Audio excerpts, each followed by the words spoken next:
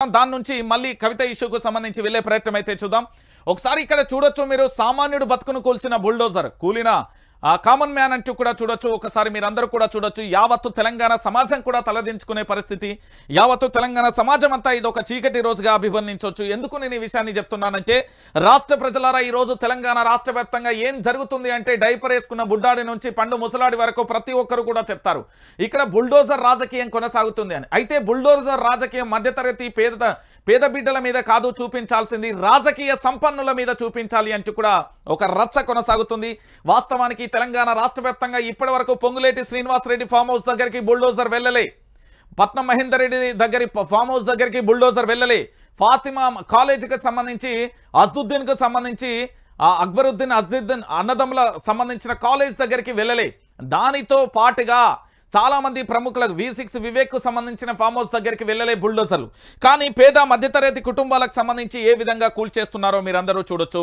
నేను ఎందుకు ఈ విషయాన్ని చెప్తున్నా అంటే, కామన్ మ్యాన్ బతుకులకు సంబంధించి ప్రతి ఓడు ప్రభుత్వం మారినప్పుడల్లా ఈడ ప్రభుత్వం మారుతుంది తప్ప పాలనా వ్యవస్థ మారట్లేదు అనేది యావత్తు తెలంగాణ సమాజం కూడా అంటున్న పరిస్థితి కనగడుతుంది. ఇదే మీ అందరికీ కూడా తెలిసిన విషయమే.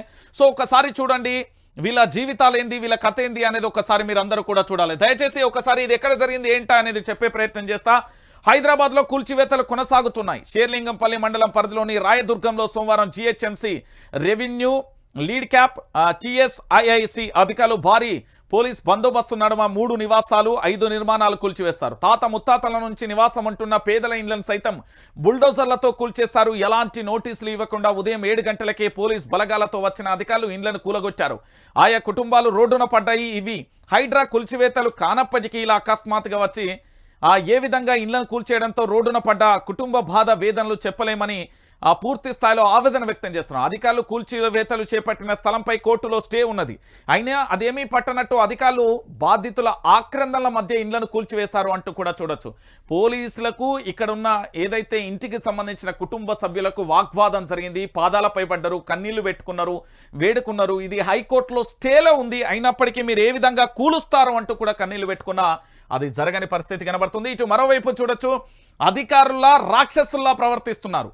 మా ముత్తాతలు హైదరాబాద్లో టెనర్రీస్ సంస్థను స్థాపించినప్పటి నుండి 37.08 ఎకరాల భూమి ఉన్నది. కానీ అధికారులు స్థలం అంటూ లీడ్ క్యాపిటల్ క్యాప్స్ అంటూ తప్పుడు ఆరోపణలు చేస్తున్నారు. మా భూములను అన్యాయంగా దౌర్జన్యంగా లాక్కునేందుకు ప్రయత్నిస్తున్నారు. ఇంట్లో పిల్లలు పెద్దల వయసున్న వారందరినీ కనీస జ్ఞానం లేకుండా ఉదయం 7 గంటలకే వచ్చి ఇళ్లను కూల్చివేశారు. రోడ్లపై పడిగాపులు కాస్తున్న ప్రజాపాలనలో అధికారుల రాక్షసుల్లా వ్యవహరిస్తున్నారు అంటూ కూడా చూడొచ్చు. నసీర్ అలీఖాన్ బాధితుడికి సంబంధించి ఏ విధంగా కన్నీళ్లు పెట్టుకుంటున్నారో కూడా మీరు చూస్తున్న పరిస్థితి కనబడుతుంది. తెలంగాణలో ఇంకొక ఏంది అంటే, పూర్తి స్థాయిలో కూడా మీరు అందరూ కూడా ఆలోచించాల్సింది విషయం ఏంది అంటే, చాలామంది నన్ను అడుగుతా ఉన్నారు, నిన్నట్టుండి ఏందన్నా హైడ్రాకు సంబంధించి ఒక్క మాటలో మాకు చెప్పు అన్నా అని అడుగుతున్నారు. అయితే తెలంగాణ ప్రాంత బిడ్డలారా ఒకసారి ఆలోచించండి. ఇక్కడ కూల్చవలసింది మంత్రులకు సంబంధించిన ఫామ్ హౌజులు, దానితో పాటు ఎంపీలకు సంబంధించి, ఎమ్మెల్యేలకు సంబంధించి, లేకపోతే ఎమ్మెల్సీలకు సంబంధించి, వీళ్ళందరికీ సంబంధించి ఎవరెవరైతే ఫామ్ హౌజులు కట్టుకున్నారో వీళ్ళందరి ఇండ్లను వదిలేసి పేదల మీద పడ్డారు. సరే, పేదల మీద పడ్డారు.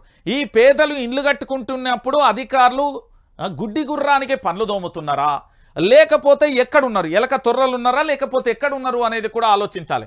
తెలంగాణ ప్రాంత బిడ్డలారా, ఇదే పేదలకు సంబంధించి మధ్యతరగతి ప్రజలకు సంబంధించి ఎందుకు అధికారులు పర్మిషన్ ఎవరిచ్చిళ్ళు? ఈ మధ్యతరగతి సంబంధించి బిడ్డలందరూ ఇల్లు కట్టుకుంటా ఉంటే ఆ రోజు పర్మిషన్ ఇచ్చిన అధికారి ఎవడు?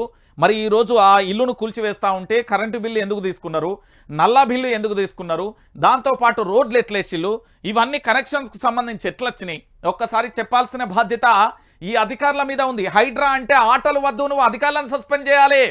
అధికారులు ఏ విధంగా పర్మిషన్స్ ఇచ్చిళ్ళు, అధికారులు ఏ విధంగా అక్కడికి సంబంధించి విద్యుత్ కనెక్షన్స్ ఇచ్చిళ్ళు, అధికారులు ఏ విధంగా నల్లాలు వేసిళ్ళు, అధికారులు ఏ విధంగా రోడ్లు వేసిళ్ళు, అధికారులు ఏ విధంగా కరెంటు బిల్లులు వసూలు చేసిళ్ళు. ఇది పేద మధ్యతరగతి ప్రజలు అడిగితే ఏచల్ దొబ్బైరా అంటారు. ఓ డబ్బున్నోడు ఇంటికి పోమంటే పోతారా? పోరు. అయితే మీకు ఇంకొక లైవ్ ఎగ్జాంపుల్ చెప్తా, ఇక్కడ చూడుర్రి. మరి మంత్రి సౌధం మీదకి సాగలేదేమి? హిమాయత్ సాగర్ సమీపంలో మంత్రి పొంగులేటి ఫామ్ హౌస్. ఒకసారి మీరందరూ కూడా ఆలోచించాలి తెలంగాణ ప్రాంత బిడ్డలారా. నేను ప్రతిరోజు చెప్తున్నా, హైడ్రా ఆటలు వద్దు. మిస్టర్ పొంగులేటి, నీకు దమ్ము ధైర్యం ఉంటే మంత్రి పదవికి రాజీనామా చేసి నేను ఒక్క గుంట కూడా ఆక్రమించలేదని చెప్పు. మంత్రి పదవిలో ఉండి ఆ అధికారులకు నేను ఇక్కడ నుండి ఆదేశం చేస్తానా, రంగనాథ్ గారు మీద అది తప్పు అయితే కూల్చేయండి అన్నారు. మరి ఇక్కడ తాత ముత్తాతల నుంచి ఉంటారు, మరి వీళ్ళ సంగతి ఏంది? తాత ముత్తాతల నుంచి ఉంటున్న ఇళ్ళను పేద మధ్యతరగతి కుటుంబాలను కూల్చేసి కదా. మరి ఇక్కడ ఈయనది ఏడున్నది ఎఫ్టీఎల్ లేదా, బఫర్ జోన్లో లేదా? సరే ఈయన లెక్కనే చెప్దాం. ఇదేంది, ఇది చెరువు. ఇక్కడ మట్టి పోసినాక రోజు రోజు ఎత్తెత్తుకు మట్టి పోస్తే ఇది లెవెల్ హై అవుతుంది, కానీ ఇది డౌన్ ఉంటే ఖచ్చితంగా ఈ నీళ్ళు ఇక్కడికి వచ్చేటి కదా. ఈ ఫామ్ హౌస్ల సంగతి ఏంది అనేది తెలంగాణ ప్రాంత బిడ్డలకు సమాధానం చెప్పాలి. ఈ రోజు చీము నెత్తురున్న ప్రతి అధికారి కూడా ఆ రోజు మీరు ఏ విధంగా పర్మిషన్ ఇచ్చిర్రు? మనందరం ఒక తల్లికే పుట్టినాం, మనందరం తల్లిపాలే తాగి పెరిగినమన్నా ఏ ఒక్క అధికారికి సోయి ఉంటే నేను చెప్తున్నా, మీరు ఏ విధంగా వాళ్ళకు పర్మిషన్ ఇచ్చిల్లు? ఆ రోజు వాళ్ళ కరెంటు బిల్లు ఎట్లా వసూలు చేసిళ్ళు, వాళ్ళ నల్లా బిల్లులు ఎట్లా వసూలు చేసిళ్ళు, వాళ్ళ గల్లీలలో రోడ్లు ఎట్లా వేసిళ్ళు, వాళ్ళకు దగ్గర అన్ని ముక్కుపిండి వసూలు చేసుకున్న తర్వాత ఈరోజు మీరు ఏ విధంగా కూల్చేస్తున్నారు? ఫస్ట్ కూల్చేయాల్సింది ఎవరిని? అధికార వ్యవస్థలో ఎవరెవరైతే పర్మిషన్స్ ఇచ్చిలో వాళ్ళని సస్పెండ్ చేయాలి. ఆ తర్వాత కదా ఇక్కడికి వెళ్ళాలి. ఇక్కడికి వెళ్ళే అంటే ముందు వీళ్ళు రావాల్సింది ఎక్కడి? మంత్రుల ఇళ్ళకి రావాలి. అది పొంగులేటి శ్రీనివాసరెడ్డి అయినా, పట్నం మహేందర్ రెడ్డి అయినా, లేకపోతే ఇంకెవరైనా ఎవరైనా కానీ బాజాప్తగా ముఖ్యమంత్రి అయినా కూడా కూల్చివేయాలి. ముఖ్యమంత్రికి సంబంధించిన సోదరులది కూడా దుర్గం చెరువు దగ్గర ఎఫ్టీఎల్ పరిధిలో ఉందనే వార్తలు వస్తున్నాయి. దాని గురించి కూడా నేను రేపు ఎల్లుండో తీసుకొస్తా పూర్తి స్థాయిలో.